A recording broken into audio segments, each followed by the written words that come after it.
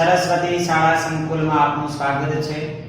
આજે આપણે સામાજિક વિજ્ઞાન ધોરણ 8 નવી ટેક્સ્ટબુકની અંદર ત્રીજું પ્રકરણ છે ભારતનો પ્રથમ સ્વાતંત્ર્ય સંગ્રામ। આપણને ખ્યાલ છે કે અંગ્રેજો ભારતમાં વ્યાપાર કરવા માટે આવ્યા, ત્યાર પછી જે રીતે ભારતમાં પોતાની સત્તાનો વિસ્તાર કર્યો અને ધીરે ધીરે પ્લાસીના યુદ્ધ પછી 100 વર્ષના ગાળામાં સમગ્ર ભારત ઉપર પોતાનું વર્ચસ્વ જમાવી દીધું।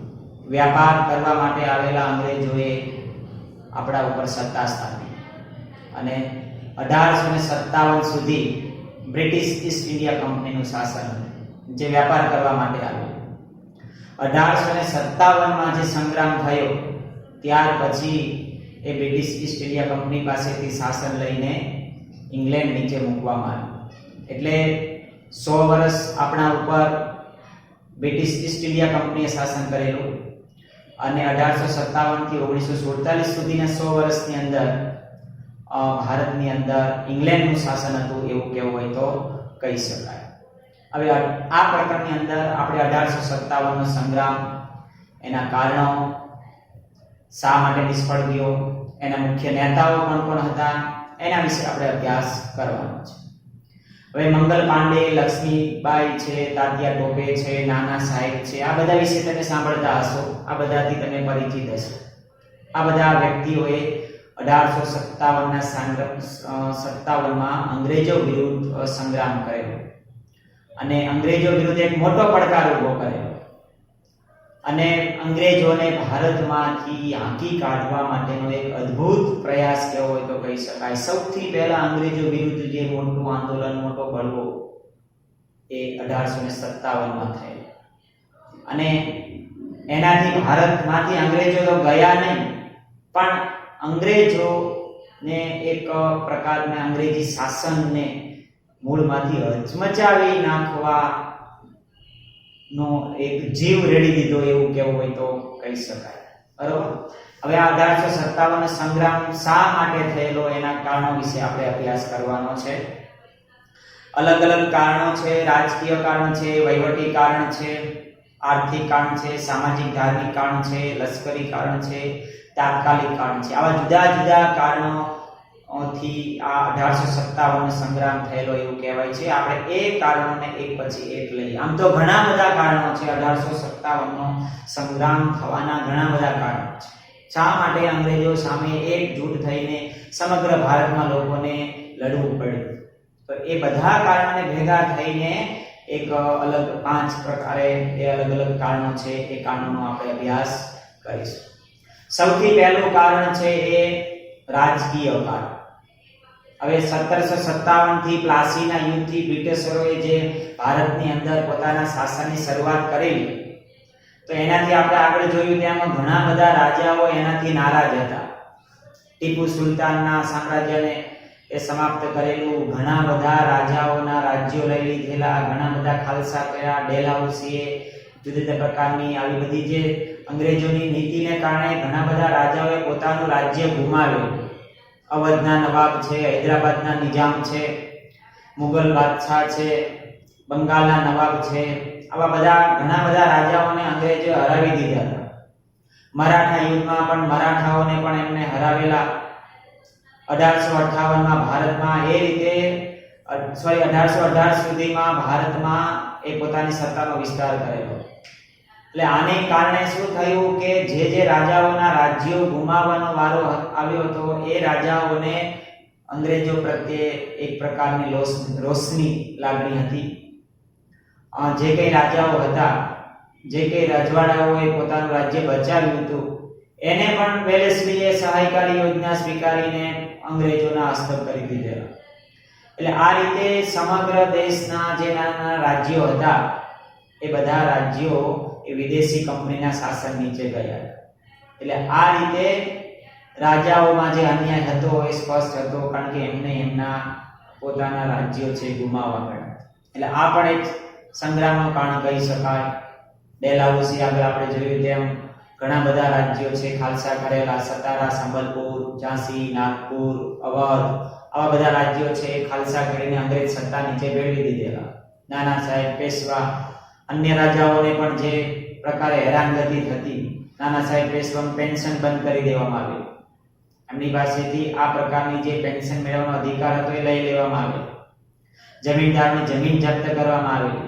એટલે આ બધાયનો અંગ્રેજો પ્રત્યે એક પ્રકારનો રોષ હતો. એટલે આ પહેલું કારણ છે રાજકીય કારણ. એટલા માટે કહી શકાય કે રાજાઓ, જમીનદારો આ બધાઓને અંગ્રેજો તરફથી એક મોટો અન્યાય થઈ રહ્યો હતો. એટલે અંગ્રેજો વિરુદ્ધ લડવા માટેનું આ એક રાજાઓને પ્રેરક બળ હતું અને એના કારણે જ રાજાઓ પણ અંગ્રેજો વિરુદ્ધ લડવા માટે તૈયાર થઈ ગયા. એટલે પહેલું કારણ છે રાજકીય કારણ. બીજું કારણ છે વહીવટી કારણ. જે અંગ્રેજોએ પોતાના વહીવટદારો નિમેલા અથવા તો જે કંઈ અધિકારીઓ હતા, મહેસૂલ ઉઘરાવવા માટે જે કંઈ વહીવટી તંત્ર હતું, એમાં અંગ્રેજો જ ઉચ્ચ સ્થાન ઉપર હતા. ભારતીયોને ક્યાંય સ્થાન હતું નહીં. ઊંચા હોદ્દા ઉપર માત્ર અંગ્રેજોને જ સ્થાન આપવામાં આવતું. એટલે આ રીતે અંગ્રેજી વહીવટ વ્યવસ્થા પણ ભારતીયો માટે મોટો એક પ્રશ્ન હતો. ઊંચા કરવેરા નાખવામાં આવેલા, ખેડૂતો પાસેથી કડક રીતે કરવેરાની ઉઘરાણી કરવામાં આવતી, મહેસૂલની ઉઘરાણી કરવામાં આવતી. ન્યાયતંત્ર પણ ખર્ચાળ બની ગયું. વાદ વિવાદ કે કોઈ ન્યાય મેળવવાનો હોય તો કોર્ટમાં જવાનું, વકીલ રાખવાનો, વકીલની ફી ભરવાની, આવા બધા પ્રશ્નો ઊભા થતા હતા. પોલીસ તંત્ર પણ નિષ્ક્રિય હતું. પ્રજાનું જે રક્ષણ કરવાનું હોય એ રક્ષણ નહોતું કરવું, કારણ કે પોલીસ તંત્ર પણ અંગ્રેજોના હાથમાં હતું. બરોબર. ભારતીય કર્મચારીઓ જે કંઈ અંગ્રેજ સત્તામાં કામ કરતા, નોકરી કરતા, એના પગારમાં પણ મોટો ફરક હતો.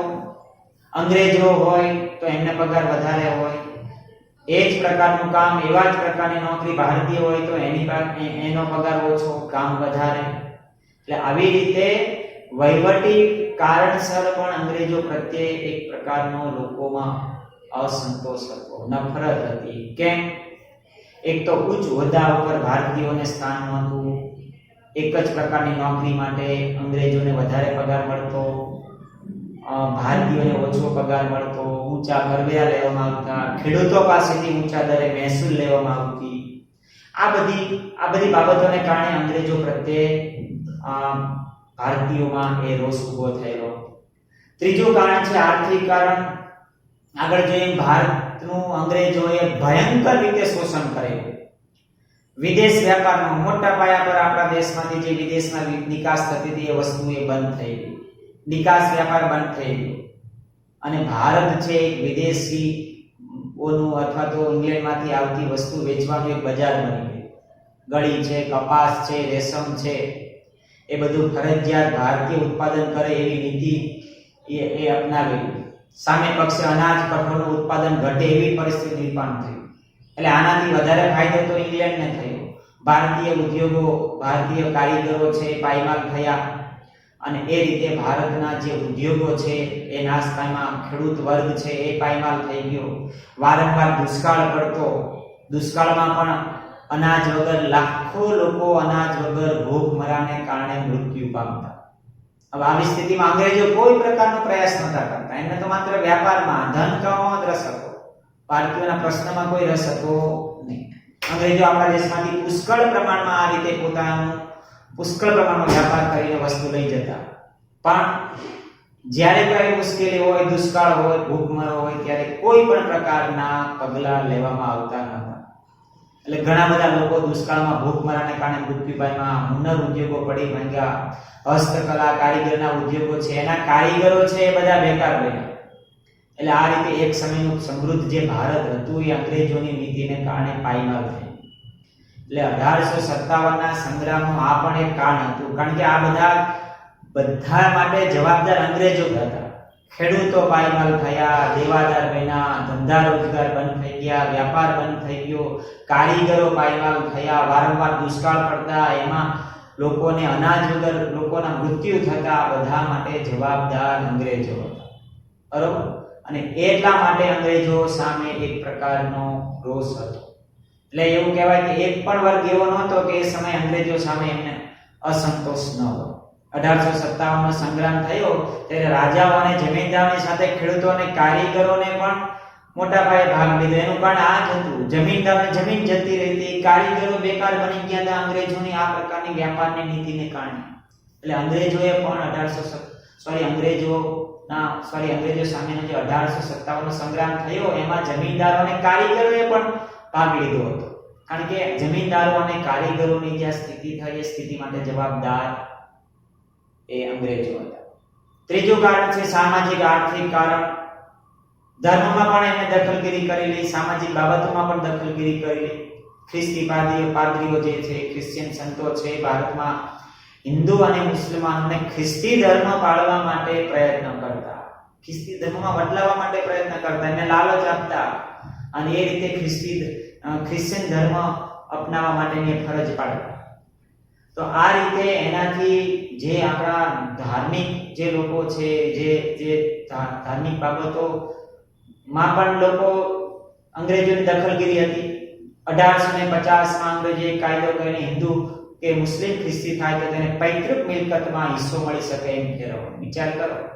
આ એક પ્રકારની લાલચ હતી કે જે કોઈ હિન્દુ કે મુસ્લિમ ક્રિશ્ચિયન ધર્મ સ્વીકારે તો એને પિતાની મિલકતમાં હિસ્સો મળી શકે.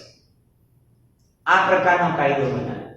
એટલે લોકોને થયું કે આ લોકો આપણને ફરજિયાત ક્રિશ્ચિયન ધર્મ અપનાવવા માંગે છે, ખ્રિસ્તી બનાવવા માંગે છે.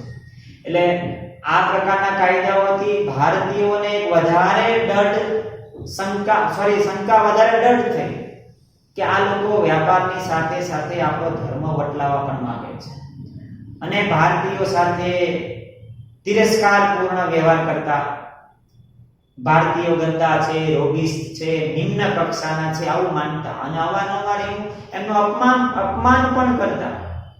અને આ રીતે લોકોમાં અંગ્રેજો પ્રત્યે એક નફરતનું વાતાવરણ ઊભું થયું. લોકો પર જે અંગ્રેજો શાસન કરતા એ ભારતીય સાથે સીધા સામાજિક વ્યવહાર કોઈ કરતા નહીં. એમના ઘર અલગ રહેતા, મંદિરો અને મસ્જિદની મિલકત પર એમને કર નાખેલો. જો અંગ્રેજો છે ભારતીયો સાથે એટલું બધું નિકટતાથી તિરસ્કાર કરતા, એમને હલકા ગણતા, નિમ્ન કક્ષાના ગણતા, નફરત કરતા. એટલે એનાથી પણ લોકોમાં એક પ્રકારનો અંગ્રેજો પ્રત્યે અસંતોષ હતો. મસ્જિદો ઉપર કરવેરો નાખેલો, મંદિરો ઉપર કરવેરો નાખેલો.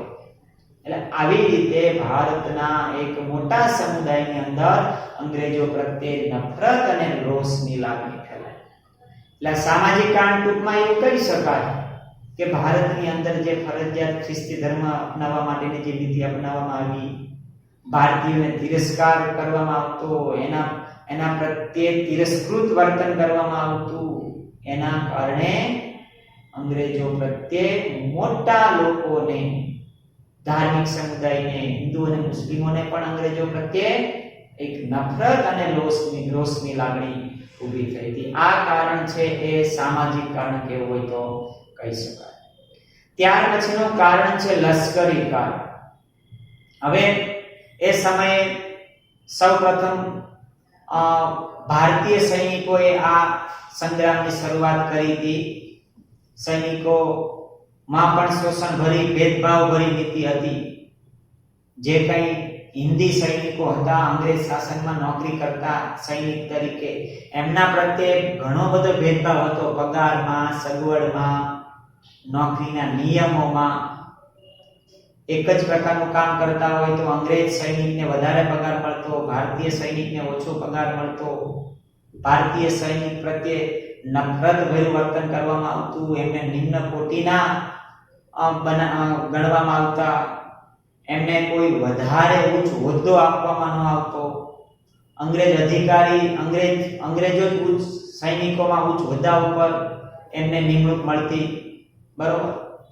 ભારતીય સૈનિકો સાથે કોઈ સામાજિક વ્યવહાર કરતા નહીં.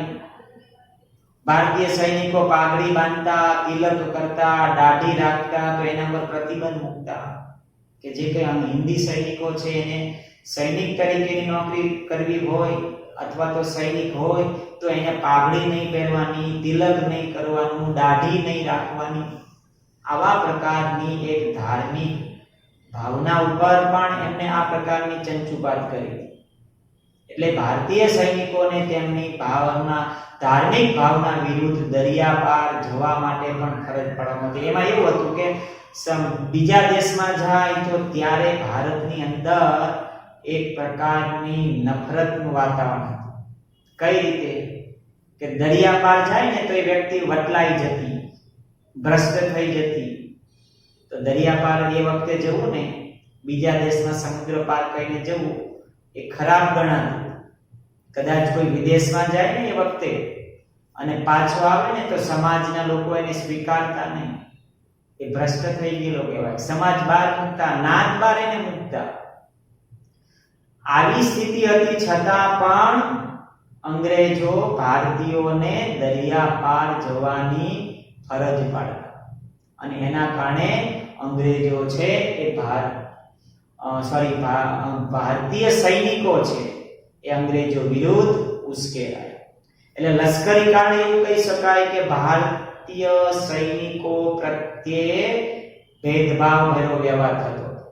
એમને પગાર ઓછો આપવામાં આવતો, એમને સગવડો ઓછી આપવામાં આવતી, ઉચ્ચ હોદ્દા ઉપર ભારતીયોને સ્થાન નહોતું મળતું, એમની સાથે અપમાનજનક વર્તન કરવામાં આવતું, એમના ધર્મ વિરુદ્ધ ધાર્મિક ભાવના દુભાય એવું વર્તન કરવામાં આવતું. પાઘડી નહીં પહેરવાની, તિલક નહીં કરવાનું, દાઢી નહીં રાખવાનું. આ બધા કારણોસર ભારતના જે સૈનિકો છે, જે અંગ્રેજ સૈનિકો કહેવાતા હતા, એ અંગ્રેજો વિરુદ્ધ ઉશ્કેરાયા અને આ પણ એક મહત્વનું લશ્કરી કારણ કહી શકાય. સૌથી અગત્યનું કારણ હોય તો એ તાત્કાલિક કારણ છે. તાત્કાલિક કારણ શું હતું કે બધા જમીનદારો, રાજાઓ, કારીગરો, ખેડૂતો, લશ્કર આ બધામાં અંગ્રેજો પ્રત્યે નફરત અને રોષની લાગણી તો હતી જ તે, બરોબર. પણ શરૂઆત કરવાની વાર હતી. શરૂઆત ક્યારે થાય?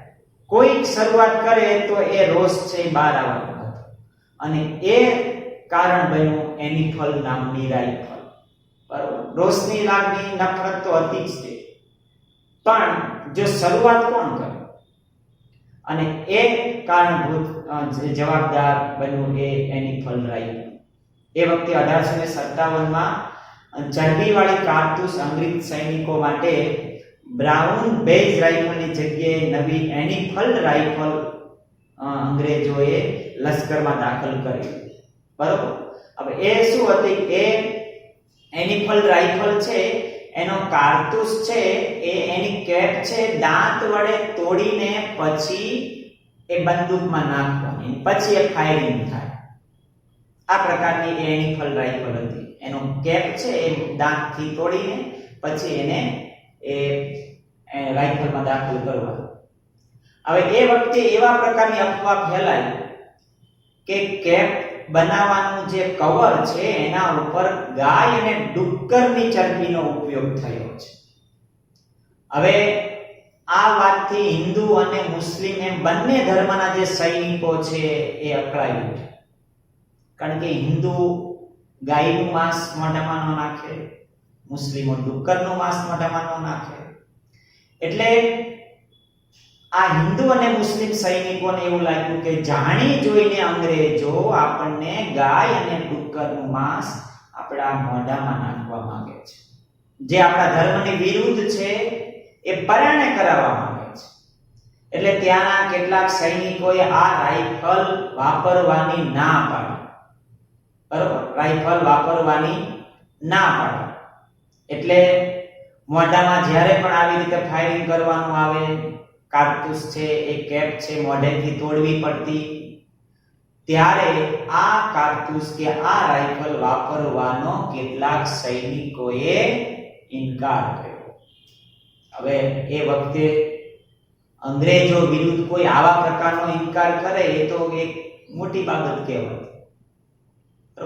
કોઈ પણ પ્રકારનો વિરોધ અંગ્રેજોનો એ કંઈ કરી જ નહીં શકવાનો. જે કંઈ છે એ પરિસ્થિતિ સ્વીકારી દેવાની.